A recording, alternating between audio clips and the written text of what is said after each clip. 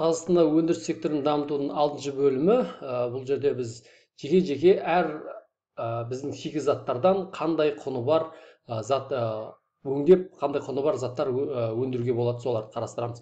Қорғасыннан жасауға болатын кейбір заттар қорғасын аккумулятор өндірісі мен радиациядан қорғаудан балық аулауға және витраждарға деген әртүрлі салаларда көптеген қолданбалары бар әмбебап металл. Дегенмен қорғасынның улы болуы екенін және қорғасынның әсері денсаулыққа елеулі проблемалар тудыратынын ескерген жөн. Сондықтан оны қолдану көптеген елдерде қатаң түрде реттеледі. Бізде де солай болу керек. Батареяларда, қорғасын көліктерді және басқа қолданбаларды қуаттандыру үшін қолданылатын қорғасын қышқылды аккумулятордың негізгі құрамдас бөлігі. Радиациядан қорғау үшін қолданылады. Қорғасын әдетте медициналық жабдықтар мен атом электр станцияларында радиациядан қорғауда қолданылады. Оқтар мен оқ-дәрілер қорғасын жоғары тығыздығы мен соққы кезінде деформациялану қабілетіне байланысты оқтарды жасау үшін қолданылады. Дәнекерлеу қорғасын металдарды біріктіру үшін дәнекерлеуде әсіресе электроника мен сантехникада қолданылады. Құрылыс материалдары дыбыс пен радиацияны бөгеу қабілетіне байланысты қорғасынды шыны және қорғасын мен қапталған гипсокартон сияқты кейбір құрылыс материалдарында қолданылады. Балық аулау штангалары мен шұңғылшаларын өндіру үшін қолданылады. Бұл олардың тез батып кетуіне көмектеседі. Пигменттер бояуларда, керамика және басқа қолданбаларда қорғасын хроматы және қорғасын оксиді сияқты кейбір пигменттерде қолданылады. Витраждар қорғасын иілгіштігі мен күрделі пішіндерді қалыптастыру қабілетіне байланысты витраждарды өндіруде де қолданылады. Келесі металл хром. Әртүрлі салаларда қолдану аясы өте кең. Металл элемент хромнан өндіруге болатын кейбір заттар. Тот баспайтын болат, хром беріктігі, оның коррозия төзімділігі арасында кең ауқымды қолданылатын тот баспайтын болат өндірісіндегі негізгі компонент болып табылады. Металл қаптауда хром металл бөлшектерінің сыртқы түрін және ұзақ мерзімділігін жақсарту үшін, мысалы автомобиль төсемдері мен ваннаға арналған құрылғыларда металл қаптауда қолданылады. Отқа төзімді материалдар, хром отқа төзімді материалды өндіру үшін пайдаланылады. Олар пеш төсемдері мен пеш кірпіштері сияқты жоғары температурада қолданылады. Және де аэроғарыштық материалдарда хром жоғары беріктігі, коррозияға төзімділігі және жоғары температураға төтеп беру қабілетіне байланысты аэроғарыштық материалдарда қолданылады. Пигменттер бояуларда, пластмассаларда және керамикада қолданылатын хром оксиді және хром сары сияқты кейбір пигменттерде қолданылады. Былғары илеу, хром былғары илеуде қолданылады. Онда ол жұмсақ, серпінді құрылымды алуға және терінің нашарлауына жол бермейді. Ағаш консерванттары хром шіруден және жәндіктердің зақымдауынан қорғау үшін кейбір ағаш консерванттарында қолданылады. Диеталық қоспаларда хром кейбір тағамдық қоспаларда қолданылады, өйткені оның қандағы қант деңгейін реттеудің рөлі бар деп есептеледі. Уран бізде өте көп, одан алуға болатын кейбір заттар, уранды өңдеуге болатын нәрселер, ядролық энергия. Атом электр станцияларында электр энергиясын өндіру үшін қолданылатын негізгі отын. Уран ядролық ыдырау деп аталатын процесс арқылы бөлінгенде ол орасан зор энергия бөледі. Радиоизотоптар уран медицинада, мысалы онкологиялық ауруларды емдеуге арналған сәулелі терапияда қолдау үшін радиоизотоптарды алу үшін пайдаланады. Түтін детекторларының кейбір түрлері түтінді анықтау және дабыл беру үшін уран сияқты аз мөлшерде радиоактивті металдарды пайдаланады. Шыны және керамика. Уран оксиді сары және жасыл реңктерді шығаратын шыны мен керамикадағы бояу агенті ретінде пайдаланылуы мүмкін. Аэроғарыштық материалдар уран жоғары тығыздығы мен сәулені сіңіру қабілетіне байланысты кейбір аэроғарыштық материалдарда қолданылады. Әскери қолданбаларда уран бронды тесіп өтетін оқ-дәрілер мен радиациядан қорғау сияқты әскери мақсатта қолданылуы мүмкін. Енді көмір. Көмірден алуға болатын кейбір заттар, электр энергиясы, біз қолданамыз оны кеңінен. Және де болат өндірісі, көмір болат өндірісіндегі негізгі компонент болып табылады. Көмірді темір рудасының қатысуымен қыздырғанда, одан болат алу үшін балқыту процесінде қолданылатын кокс деп аталатын зат пайда болады. Цемент өндірісі, көмір цемент өндірісінде отын ретінде де қолданылады. Мұнда өндіріс процесі қажетті жоғары температураны алу үшін жағылады. Химиялық заттар және басқа материалдар. Көмірді әртүрлі химиялық заттар мен пластмассалар, синтетикалық талшықтар және тыңайтқыштар сияқты басқа металдарды алу үшін өңдеуге болады. Газдандыру. Көмірді газдандыру деп аталатын процесс арқылы да газға айналдыруға болады. Бұл газды электр станцияларында немесе өнеркәсіптік мақсаттарда отын ретінде пайдалануға болады. Бұл газды, яғни жаңағы электр станциялар мен өнеркәсіптік мақсатта қолданамыз. Белсендірілген көмір. Көмірді су мен ауаны тазарту үшін және ауа сүзгілерін, бет маскаларын және басқа өнімдерді өндіру үшін пайдаланылатын белсендірілген көмірді алу үшін өңдеуге болады. Сия мен бояғыштар. Сия мен бояғыштардың кейбір түрлері принтер бояулары көмірден өңдеуден жанама өнімі көмір шайырынан жасалады.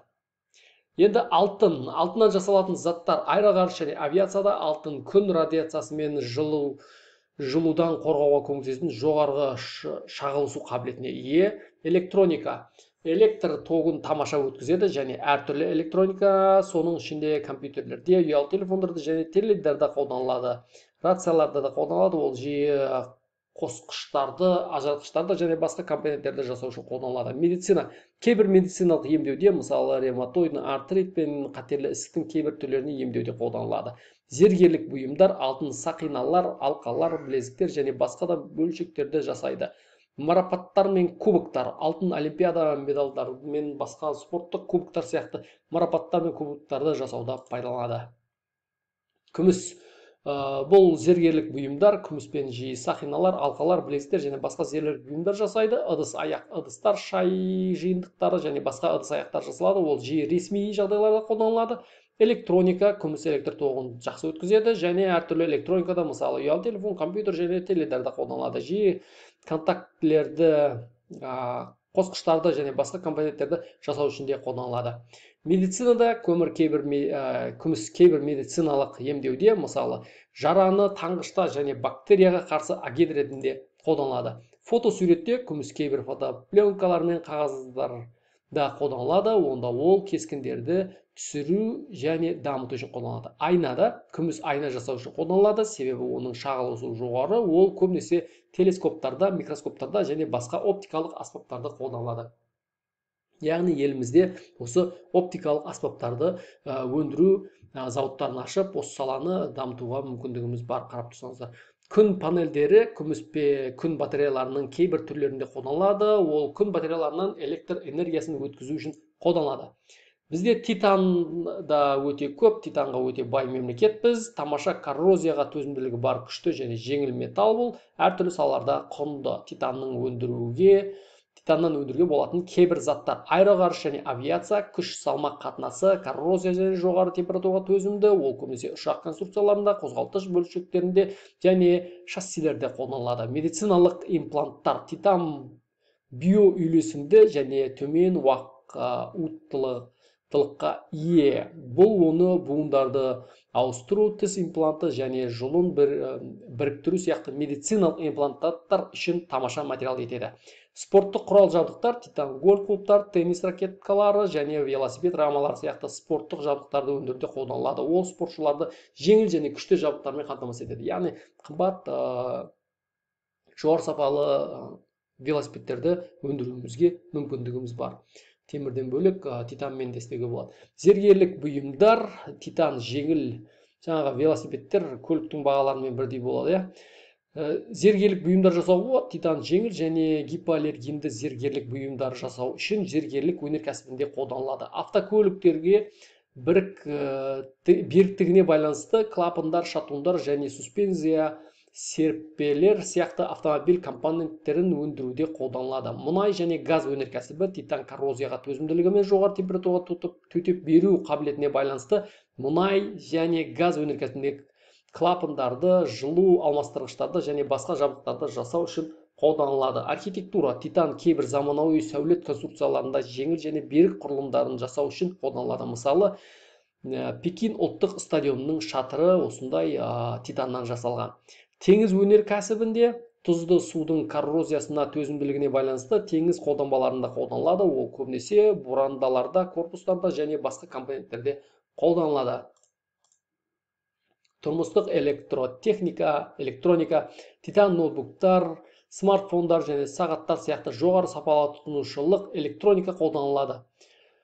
Ол жеңіл және берік корпустар мен жақтауларды жасауда қолданылады. Өнер және дизайнда бірегей және инновациялық дизайн жасау үшін қолданылады. Ол көбіне мүсінде, жиһазда және басқа сәндік бұйымдарда қолданылады. Өнеркәсіптік және химиялық өңдеу, химия реакторларында, жылу алмастырғыш және басқа жабдықтарда қолданылады. Әскери және қорғаныста титан күшті және әсер ету күштеріне төтеп беру қабілетіне байланысты кейбір әскери және қорғаныс салаларында қолданылады. Ол көбіне брондар, ракеталарда және басқа қаруларда қолданылады.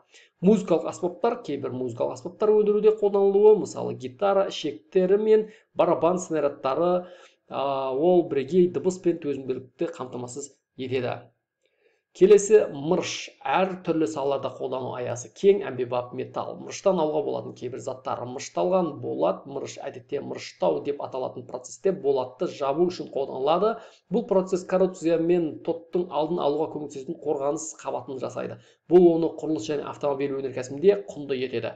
Батареяларда мырыш төмен шығынмен жоғары токты беру қабілетіне байланысты мырыш көміртекті аккумуляторлар өндірісінде қолданылады. Қорытпа өндірісі мырыш сантехникалық құрылғылары, аппараттық құралдарды және музыкалық аспаптарды кең ауқымды қолданылатын жезді және қоланы қоса алғанда әртүрлі қорытпаларды өндіруде қолданылады. Қалыппен құю. Мырыш қорытпалары әдетте құюда қолданылады. Бұл балқытылған металлды қалыпқа айдауды қамтитын процесс. Бұл процесс әртүрлі өнімдерді, соның ішінде автомобиль бөлшектерін, құралдары мен құрылғыларын өндіру үшін қолданылады. Шатыр жабыны және қаптау мырыш беріктігі, коррозияға төзімділігі және эстетикалық тартымдылығына байланысты шатыр және жабын материалдарын өндіруде қолданылады. Тыңайтқыштар мырыш өсімдіктер және маңызды қоректік заттар болып табылады. Ол өсімдіктердің сау өсуіне ықпал ету үшін әдетте тыңайтқыштарда қолданылады.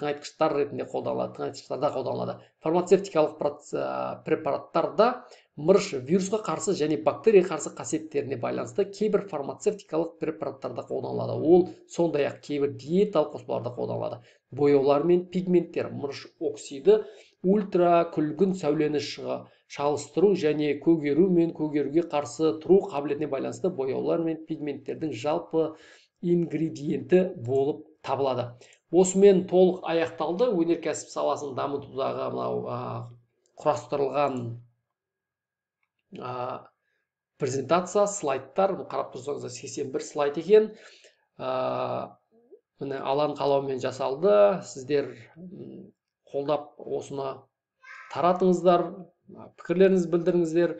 Осы жасауға болатын заттардың бәрін өз елімізде өндіріп, экспорттайтын болсақ, біз шикізат беріп 10% мүмкіндігін көріп жатсақ, біз толықтай 100% мүмкіндігін көріп, экономикамызды көтеріп, елімізді көркейте аламыз деп сенемін.